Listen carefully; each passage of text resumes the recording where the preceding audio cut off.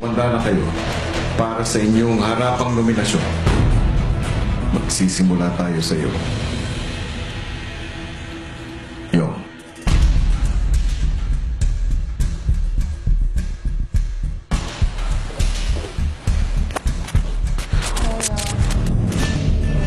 Yong. Buksan mo ang iyong kahon.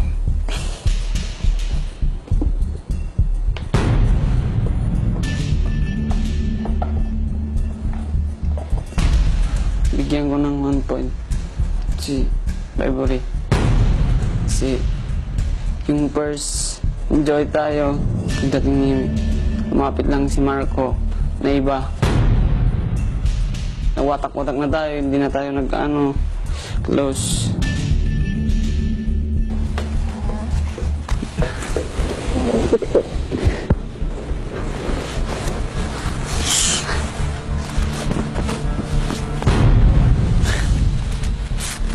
Bigyan ko ng 2 points.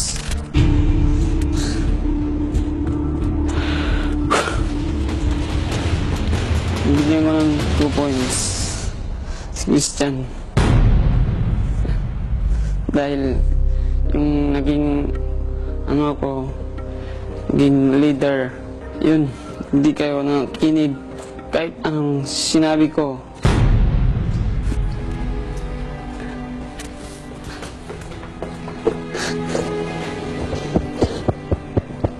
Yan.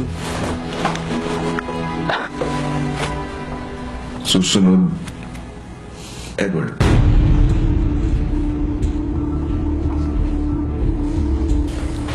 Wait for his signal.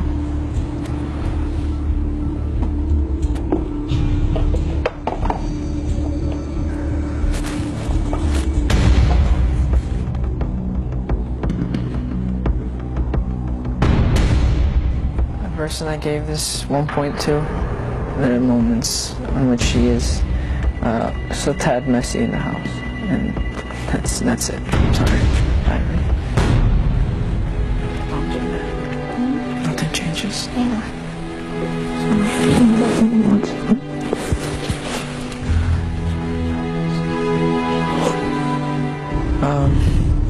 The reason I gave this person 2 points is because although it's not always, there are some moments where stubborn a little bit.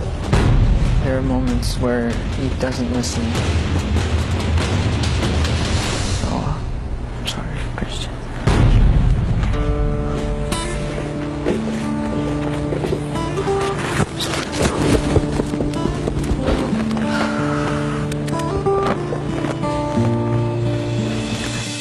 Susunod, ikaw, Maymay.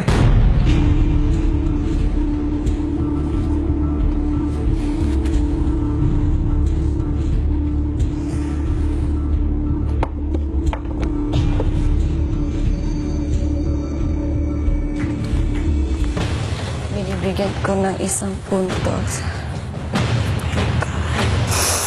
Oh my God. Binibigyan ko ng 1 puntos. Si Marco. Sorry, Marco, kasi nasaktan ako kahapon.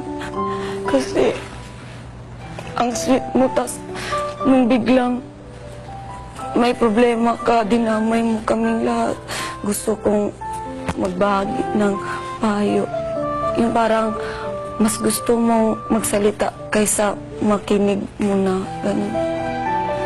Sorry talaga, Marco.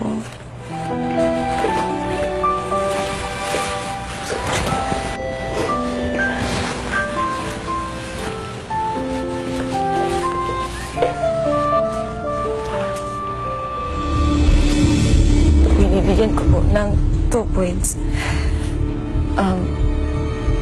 Si Christian. Kasi yung sa weekly task, yung gusto ni Edward na tumulong ka, parang di ka nakinig. Lahat kami mayroong ginagawa, tapos ikaw lang yung nagaganito, wala kang ginawa.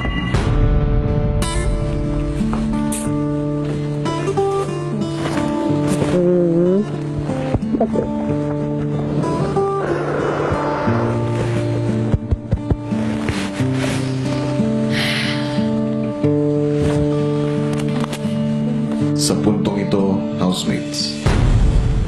Base sa inyong mga nakuhang boto, meron nang nakuhang 6 points si Christian, 2 points si Vibery, at 1 point si Marco. Ang susunod ay ikaw, Vibery.